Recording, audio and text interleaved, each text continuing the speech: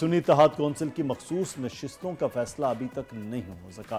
Election commission کے تمام درخواستوں کو یکجا کرنے کی ہدایت کر دی گئی ہے۔ بیرسٹر گوہر اور بیرسٹر علی ظفر نے مخصوص نشستوں کے بغیر ایوان کی کارروائی غیر آئینی قرار دے دی ہے۔ لیگی رہنما کہتے ہیں مخصوص سیٹوں کے لیے اسمبلی میں جیت کرانا ضروری ہے۔ اور اس صورتحال پر ہم بات کریں گے۔ صاحبزادہ حامد رضا اس وقت ہمارے ساتھ موجود ہیں، چیئرمین سنی اتحاد کونسل۔ بہت شکریہ صاحبزادہ صاحب آپ کے وقت کا۔ اگر ہم مخصوص نشستوں کے معاملے کے حوالے سے بات کریں تو اس بات میں کتنی صداقت ہے کہ آپ لوگوں نے آخری تاریخ تک فہرستیں ہی نہیں جمع کروائی تھی؟ بسم اللہ الرحمن الرحیم، بہت شکریہ۔ دیکھیں میں دو چیزیں اس کے اندر دو پوائنٹس ہیں وہ آپ کے سامنے رکھ دیتا ہوں۔ پہلا پوائنٹ یہ ہے کہ پاکستان تحریک انصاف، مجلس وحدت مسلمین اور سنی اتحاد کونسل گزشتہ 7 سال سے الائنس کے اندر ہیں، اور ان انتخابات سے پہلے ہم نے فیصلہ کیا کہ پنجاب کے اندر پی ٹی آئی کے انتخابی نشان بلے کے اوپر ہی ایس آئی سی اور M W M election contest کریں گے۔ تو اس وقت پی ٹی آئی کی طرف سے جو لسٹ جمع کروائی گئی اس کے اندر پاکستان سنی اتحاد کونسل اور ایم ڈبلیو ایم کی نمائندگی بھی موجود تھی، اور وہ ہم نے ایز این الائنس جمع کروائی۔ لیکن دوسری صورت وہ چونکہ پھر بلے کا نشان اڑا دیا گیا، ٹیکنیکل گراؤنڈز پہ بہت کچھ ہوا، آپ کے علم میں ہے۔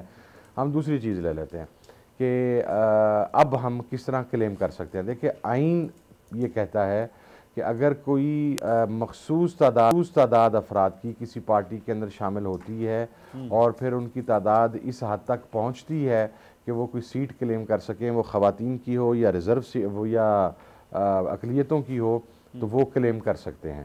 اب آئین یہ رائٹ دیتا ہے کہ چونکہ 87 کے قریب 87 ممبرز نیشنل اسمبلی سنی اتحاد کونسل میں ایس آئی سی میں شامل ہو گئے ہیں، اور 107 کے قریب پنجاب میں اور 90 کے قریب خیبر پختونخوا میں اور 9 صوبہ سندھ کے اندر پروونشل اسمبلیز میں رسپیکٹیو وہ داخل ہو گئے ہیں۔ تو اب ہم یہ ڈیمانڈ کر رہے ہیں آئین پاکستان کے تحت، آئین کی روح کے مطابق، کہ وہ سیٹیں ہمیں الاٹ کی جائیں۔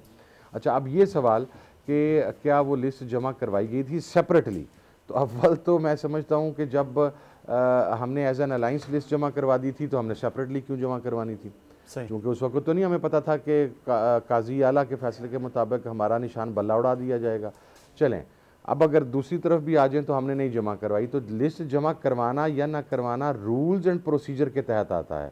اب جب آئین کے پہلی چیز آئین ہے، مقدم آئین ہے، دوسری چیز رولز اینڈ پروسیجر ہے۔ رولز اینڈ پروسیجر کے اندر یہ بتایا جائے گا کیسے ہونی ہے کیسے نہیں ہونی۔ چلیں ہم نے نہیں کروائی جی، اس کے اندر 2 پریسیڈنٹس ہمارے پاس موجود ہیں۔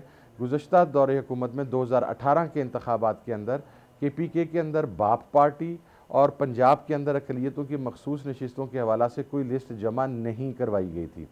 انتخابات کے بعد جب مختلف کینڈیڈیٹس نے باپ پارٹی میں شمولیت اختیار کی تو انہوں نے بالکل اس طرح جس طرح ہم نے آج سے 7 روز پہلے درخواست دی تھی الیکشن کمیشن میں، انہوں نے بھی الیکشن کمیشن کو درخواست دی کہ جناب ہمارے اتنے اراکین باپ پارٹی میں شامل ہو گئے ہیں تو ہمیں مخصوص نشست الاٹ کی جائے۔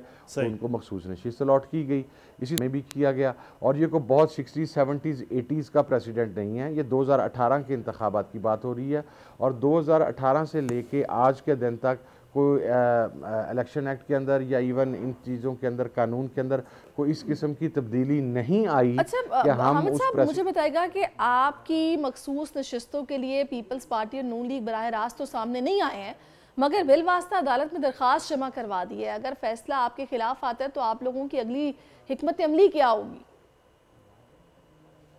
پیپلز پارٹی اور پی ایم ایل این تو چونکہ اب ان کا مزاج ہے کہ وہ لوٹ مار کے قائل ہیں، وہ یہ سمجھتے ہیں کہ یہ مال مفت دل بے رحم ہے، اس وقت کسی ٹیکنیکل بات کے اوپر پھنسا کے تو ہم یہ نشستیں حاصل کر لیں گے، اور یہ کوئی تھوڑی نشستیں نہیں ہیں۔ ان نشستوں کی بنیاد کے اوپر سینٹ کی 7 سیٹیں بنتی ہیں، صرف ایس آئی سی کی ریزرو سیٹس ہیں، ان کی بنیاد کے اوپر 7 سینٹ کی سیٹیں بنتی ہیں۔ بلا واسطہ بنے تھے، ظاہری طور پر سامنے نہیں آئے تھے، آج وہ ایفس اینڈ بٹس کے ساتھ گفتگو کر رہے تھے، لیکن اب سے تھوڑی دیر پہلے الیکشن کمیشن آف پاکستان نے چونکہ وہ پارلیمانی پارٹیز کو نوٹس بھی کر دیا، جو کہ ہماری ڈیمانڈ بھی تھی کہ اگر ایم کیو ایم فریق بننا چاہتی ہے، پیپلز پارٹی فریق بننا چاہتی ہے، پی ایم ایل این فریق بننا چاہتی ہے، تو کم از کم اتنا جگرا اتنا حوصلہ تو پیدا کریں کہ اس مقابلے پہ آ کے سامنے آ کے کہیں کہ نہیں جی ہم نے ان کی یہ سیٹیں لوٹنی ہیں، چھیننی ہیں، ہم نے غصب کرنی ہے۔ تاکہ قوم کو پتہ تو لگے کہ یہ کردار کس کا ہے. تو وہ آج وہ انڈیویجول شخصیات کے پیچھے چھپ رہے تھے، لیکن انشاءاللہ وہ بحیثیت پارٹی ہی وہاں پر اپیئر ہوں گے. اور اس کے اوپر حکمت عملی یہی ہے کہ جناب اگر ہمیں انصاف نہیں ملتا تو ہم عدالتوں کا دروازہ کھٹکھٹائیں گے، اور احتجاج البتہ پارلیمنٹ کے اندر بھی اور پارلیمنٹ سے باہر کی آپشن بھی ہیں موجود ہیں، اور پھر اس کے اوپر فیصلہ جو عمران خان صاحب کا ہوگا وہ حتمی فیصلہ ہوگا. اچھا، لیکن ایک صاحبزادہ صاحب، پی ٹی آئی سے آپ کا اتحاد ہوا ہے، آزاد ارکان آپ کی جماعت میں ضم ہو گئے، اتحاد کن شرائط پر ہوا ہے؟ اور اپوزیشن لیڈر کا فیصلہ اب کون کرے گا؟ آپ کی جماعت کرے گی یا پی ٹی آئی اس معاملے میں خود مختار ہے؟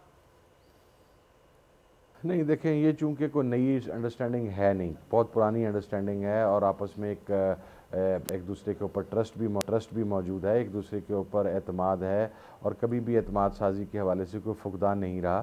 پی ٹی آئی ایک کرائسس میں تھی اور انڈیپینڈنس کی ایک سچویشن سامنے آ چکی تھی، تو ہم نے تو اپنا شولڈر پرووائڈ کیا to protect the members of Pakistan Tehreek Insaf, کہ وہ جو انڈیپینڈنس جیت کے آ رہے ہیں وہ پروٹیکٹ رہیں، وہ محفوظ رہیں، وہ ایک چھتری تلے رہیں، وہ ایک جماعتی ڈسپلن کے پابند رہیں. تو یہ تعاون غیر مشروط ہے، بغیر کسی شرائط کے ہے. جب آپ کا دوست، آپ کا ساتھی کسی مشکل میں ہو، کسی مصیبت میں ہو، تو اس کی مدد شرائط کے ساتھ نہیں کی جاتی، اس کے کام شرائط کے ساتھ نہیں آیا جاتا. غیر مشروط ہے، اور ہم نے بالکل یہ آفر کی ہے، اور میرا خیال ہے کہ مورلی یہ اوبلیگیشن تھی ہم پر، کہ چونکہ P T I backed candidate اتنی بڑی تعداد میں ہماری پارٹی میں آ رہے ہیں، تو ہم نے بالکل یہ آفر کیا تھا کہ پالیسی عمران خان کی ہوگی، اور میں دوبارہ اس چیز کو ایشور کرتا ہوں کہ پالیسی عمران خان. تو حامد صاحب، اگر پی ٹی آئی سے اتحاد کامیاب رہتا ہے تو کیا مستقبل میں جیسے پی ٹی آئی آپ کی جماعت میں ضم ہوئی ہے ویسے ہی کہ آپ کی جماعت بھی پی ٹی آئی میں ضم ہو جائے گی، یا پھر اپنی جماعت میں رہتے ہوئی سیاسی اتحاد کا اعلان آپ لوگ کریں گے؟ نہیں دیکھیں، اتحاد ہمارا کامیاب ہی ہے، گزشتہ 7 سال سے چل رہا ہے تو کامیاب ہے، اور چل رہا ہے. تو عمران خان صاحب نے اتنے بڑے اعتماد کا اظہار کیا ہے. پی T I Sunni S I سی میں ضم نہیں ہوئی. یہ تھوڑی ایک ٹیکنیکل چیز ہے، اسے سمجھ لیجئے گا. ضم ہونے کا سٹیٹس وہ ہوتا ہے کہ آپ اپنی پارٹی کو انکلوڈنگ ان کے تمام جو عہدیداران ہیں مرکز میں، صوبے کے اور ممبرز، ان کی ممبرشپ وڈرا کر کے تو دوسری پارٹی کے ممبر بن جائیں. ایسا نہیں ہوا، چونکہ ان کے الیکشنز کو نل اینڈ وائڈ کیا گیا تھا. تو پی ٹی آئی کے انٹرا پارٹی الیکشنز میرا خیال ہے 3 تاریخ کو ہو رہے ہیں. تو پی ٹی آئی کی اپنی شناخت باقی ہے. ہاں، P T I backed candidate Sunni Ittehad Council کے اندر آئے ہیں، تو ضم ہونے والی اس میں کوئی بات نہیں ہے. اگلا الیکشن آئے گا، ابھی یہ ممبرز جو ہیں وہ ایس آئی سی میں رہیں گے. اور اب چونکہ 4 افراد کے ایفیڈیوٹس ہم نے ایس آئی سی کی طرف سے جمع نہیں کروائے، جب وہ پاکستان تحریک انصاف کے امیدواران کے طور پر اور ان کے نمائندگان کے طور پر قومی موجود ہوں گے، تو ہمارا وہ ورکنگ ریلیشن وہاں پر قائم رہے گا. اور اس کے بعد جب اگلے انتخابات آئیں گے تو اچھا صاحبزادہ صاحب، آج اگر ہم بات کریں خیبر پختونخوا اسمبلی کا پہلا اجلاس ہو رہا ہے. پی ٹی آئی اور سنی اتحاد کونسل کی جانب سے خیبر پختونخوا اسمبلی کے ڈیپٹی اسپیکر کے لیے سوریا بی بی کا نام سامنے آیا، تو انہی کے نام فائنل کرنے کی خاص وجہ تھی، یا پھر پارٹی نے پہلے سوچ رکھا تھا ڈیپٹی اسپیکر کے لیے خاتون کا نام ہوگا؟ اچھا دیکھیں، اس کے اندر میں آپ کو ایک بات عرض کروں کہ چونکہ پاکستان تحریک انصاف بھی اور ہماری جماعت بھی ویمن امپاورمنٹ پر یقین رکھتی ہے، اور کوئی خاص وجہ نہیں تھی. یہ جو ہماری خاتون ہیں، ان کی قربانیاں ہیں پارٹی کے لیے، اور ان کا نام جو ہے وہ وہاں سے لوکل تنظیم نے اور تمام لوگوں نے ریکمنڈ کر کے بھیجا تھا، اور ان کی سٹرانگ ریکمنڈیشن تھی کہ شی ہیز سروڈ اے لاٹ. تو اس کی بنیاد کے اوپر انہیں امیدوار بنایا گیا، اور انشاءاللہ وہی ہماری ڈپٹی اسپیکر بھی. صحیح، چلیں جی، بڑی اچھی بات ہے کہ آپ لوگ ویمن امپاورمنٹ پہ یقین رکھتے ہیں، پی ٹی آئی بھی رکھتی تھی.